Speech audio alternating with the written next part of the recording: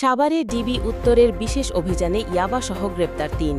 ঢাকা জেলার গোয়েন্দা শাখা উত্তর বিভাগের পৃথক পৃথক বিশেষ অভিযানে ডিবি উত্তরের অফিসার ইনচার্জ সাইদুল ইসলামের নেতৃত্বে এসব অভিযান পরিচালিত হয়। পুলিশ জানায় ৩০ এপ্রিল ২০২৬ বিকাল ৫টা ৫ মিনিটে আশুলিয়া থানাধীন ভাদাইল এলাকায় অভিযান চালিয়ে নাইম ইসলাম ২৩ বছরে ৮০ পিস ইয়াবাসহ গ্রেপ্তার করা হয়, যার আনুমানিক মূল্য ২৪,০০০ টাকা। অপরদিকে একই দিন রাত ১১টা ৪৫ মিনিটে আশুলিয়ার পুরাতন ইপিজেড এলাকায় অভিযান চালিয়ে মোহাম্মদ আলামিন ভূঁইয়া ৩০ বছরকে ৫০ পিস ইয়াবাসহ গ্রেপ্তার করা হয়, যার আনুমানিক মূল্য ১৫,০০০ টাকা। এছাড়া রাত ১০টা ৫৫ মিনিটে সাভার থানাধীন জাদুরচর এলাকায় পৃথক অভিযানে মোহাম্মদ ফরহাদ হোসেন ২৪ বছরকে আরও ৫০ পিস ইয়াবাসহ গ্রেপ্তার করা হয়, যার আনুমানিক মূল্য ১৫,০০০ টাকা।